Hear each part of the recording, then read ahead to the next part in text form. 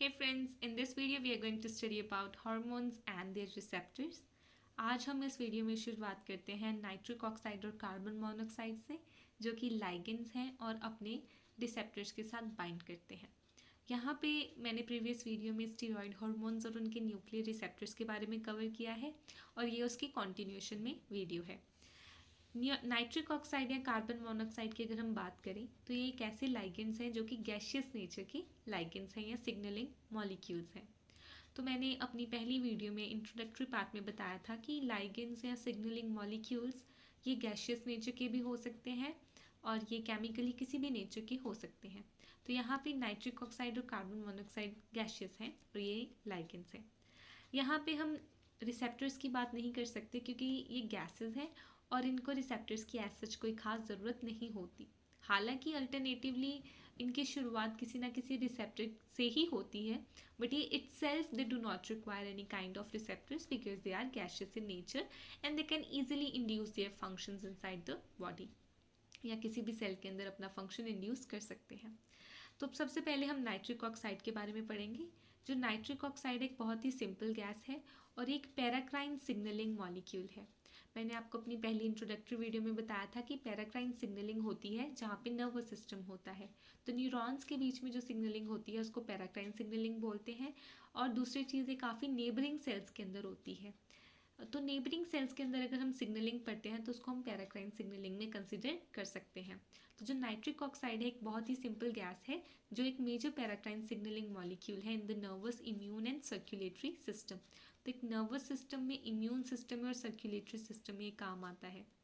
दूसरी चीज़ है कि जो नाइट्रिक ऑक्साइड एक गैस है तो ये सीधा सीधा प्लाज्मा मेम्ब्रेन को डिफ्यूज कर सकती है, इसको कोई भी स्पेसिफिक रिसेप्टर की ज़रूरत नहीं है।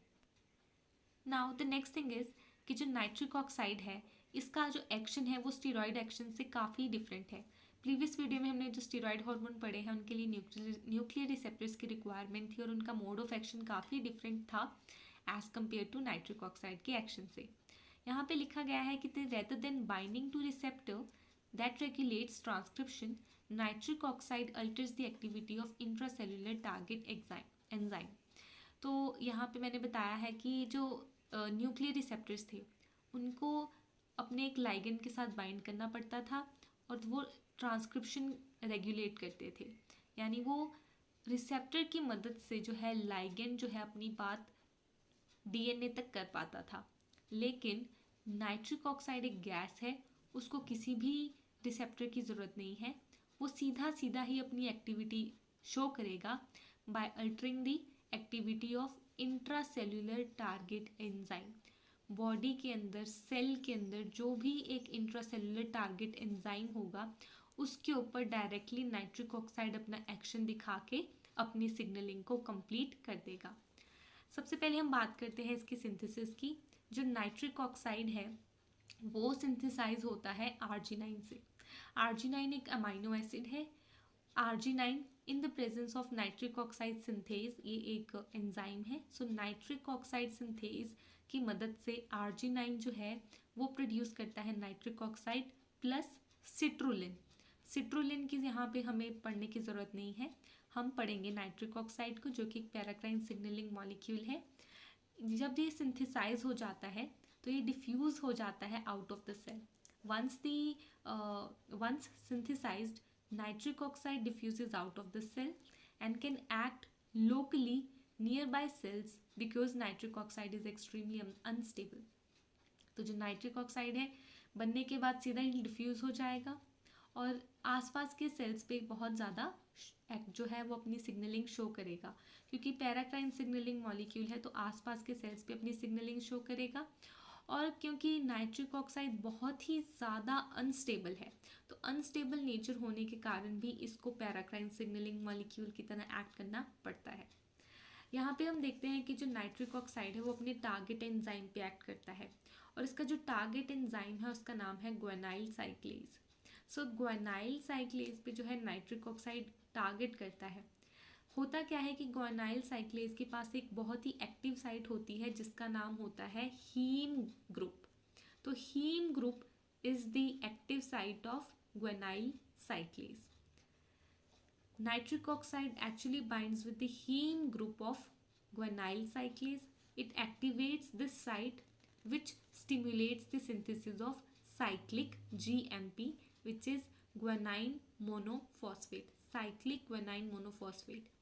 होता क्या है कि नाइट्रिक ऑक्साइड ने ग्वानाइल साइक्लेज पे एक्ट किया, इसको एक्टिवेट किया, इसकी हीम ग्रुप को एक्टिवेट किया, और इस ग्वानाइल साइक्लेज ने फर्दर क्या किया, स्टिमुलेट किया सिंथेसिस, किसकी सिंथेसिस, सीजीएमपी की सिंथेसिस।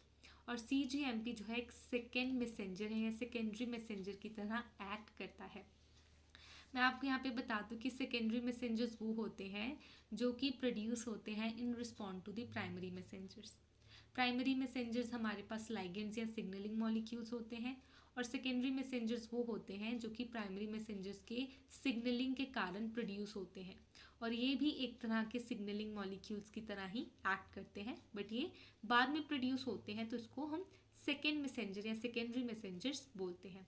तो CGMP are the second messengers.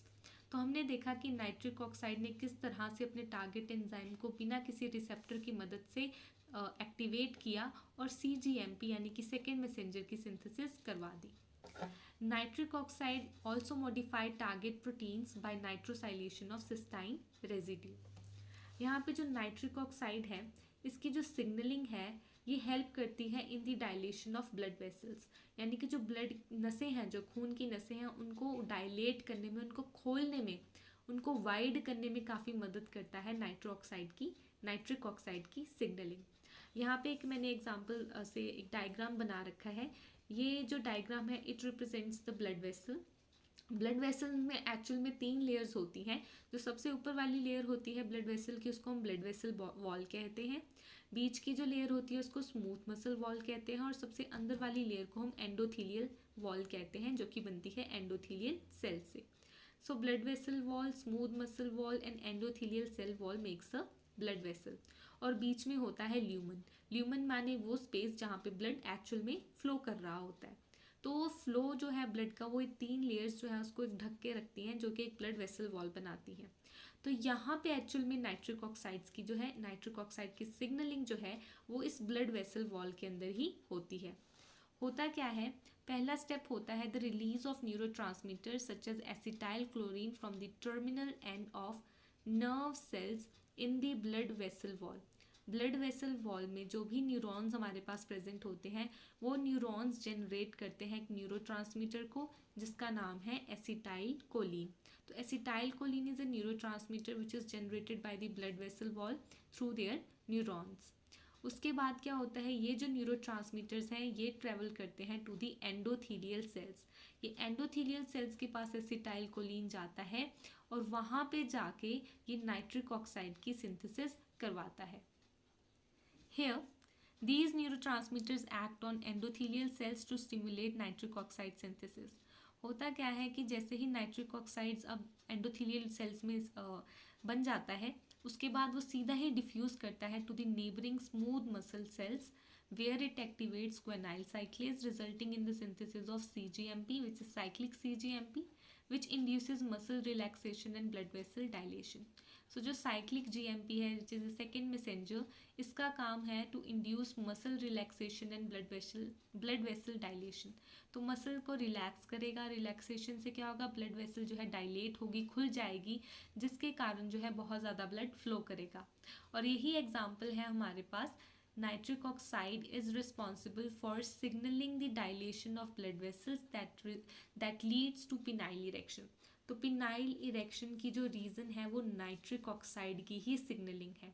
Nitric oxide जो है वो सिग्नल प्रोड्यूस करता है जिसके कारण CGMP बनता है, और CGMP का काम है to induce blood vessel dilation and muscle relaxation that leads to penile erection.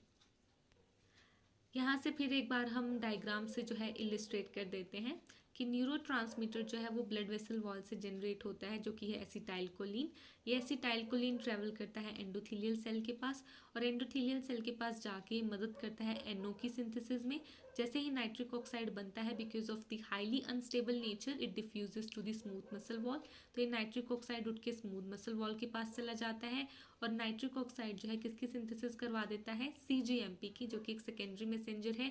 और वो क्या करता है, स्मूथ मसल को रिलैक्स करवा देता है और जैसे रिलैक्सेशन होती है थोड़ा ढीला पड़ जाता है, जिसके कारण जो है ल्यूमन जो है वो वाइड हो जाता है और ब्लड वेसल जो है वो डायलेट हो जाती है and this helps in the penile erection. अगर हम मेडिकल यूज देखें नाइट्रिक ऑक्साइड का, so the medical use of nitroglycerine in the treatment of heart disease is based on its conversion to nitric oxide which dilates coronary blood vessels and increase blood flow to heart. तो अगर हमें heart disease को operate करना है उस time पे हम medically use करते हैं नाइट्रोग्लिसरीन को। नाइट्रोग्लिसरीन का काम भी क्या है, it is based on its conversion to nitric oxide. Nitroglycerine का काम भी है नाइट्रिक ऑक्साइड में कन्वर्ट होना, ताकि नाइट्रिक ऑक्साइड क्या कर सके, CGMP बना सके, सेकेंडरी मैसेंजर बना सके, जो कि ब्लड वेसल्स को डायलेट कर सके। दूसरी बात यह है कि हमने नाइट्रिक ऑक्साइड पढ़ा which is a gaseous ligand, doesn't need any receptor at all and it directly targets their that directly targets their enzymes, intracellular enzyme. It doesn't require any kind of receptor, but इसकी जो signalling है, जो इसका signalling pathway है वो काफ़ी different है। अभी जो मैंने आपको थ्योरी के फॉर्म में बताया है ये तो आपको सिर्फ एक बताने के लिए था, बट एक नाइट्रिक ऑक्साइड के अगर आप एक सिग्नलिंग पढ़ोगे, एक पाथवे जब आप आगे चल के पढ़ोगे तो आपको पता लगेगा कि एक्चुअल में बड़ी ही स्टार्टिंग में एक रिसेप्टर तो चाहिए, पर वो नाइट्रिक ऑक्साइड के लिए नहीं चाहिए, वो किसी और के लिए चाहिए। जैसे एसिटाइल कोलिन न्यूरोट्रांसमीटर के लिए हमें एक रिसेप्टर चाहिए, नाइट्रिक ऑक्साइड के लिए कोई रिसेप्टर नहीं चाहिए। पर नाइट्रिक ऑक्साइड की सिंथेसिस भी तभी होगी जब वो एक रिसेप्टर एक्चुअल में स्टार्टिंग में प्रेजेंट होगा। तो नाइट्रिक ऑक्साइड को खुद में कोई रिसेप्टर नहीं चाहिए, ये एक ऐसा गैशियस लाइगेंड है जो कि डायरेक्टली एक्ट करता है अपने टारगेट इंट्रासेलुलर एंजाइम के ऊपर। और यहाँ पे हमने एग्जाम्पल पढ़ लिया है blood vessel dilation that leads to penile erection. Nitric oxide के अलावा we have another gas which act as a ligand that is carbon monoxide. It also function as a signalling molecule in the nervous system. जो carbon monoxide है ये भी function करता है एक signalling molecule की तरह हमारे नर्वस सिस्टम के अंदर, और इसको सिंथेसाइज किया जाता है बाय आर ब्रेन सेल्स। तो हमारे जो ब्रेन सेल्स है वो कार्बन मोनोऑक्साइड की सिंथेसिस करवाते हैं, और नाइट्रिक ऑक्साइड की सिंथेसिस हमने देख लिया कि आर्जिनिन कराता है, और एक एंजाइम की नाइट्रिक ऑक्साइड सिंथेज एंजाइम की मदद से इसकी सिंथेसिस हो सकती है। So this is about the ligand which is gaseous in nature and they don't have any kind of receptor.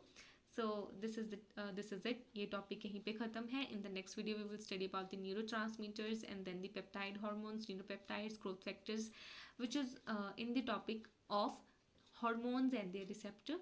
तो मैं नेट का पूरा सिलेबस यहाँ पे कवर करने की कोशिश करूँगी। So I hope that you like this video, and if you did then please don't forget to like, subscribe, share, comment. Thank you.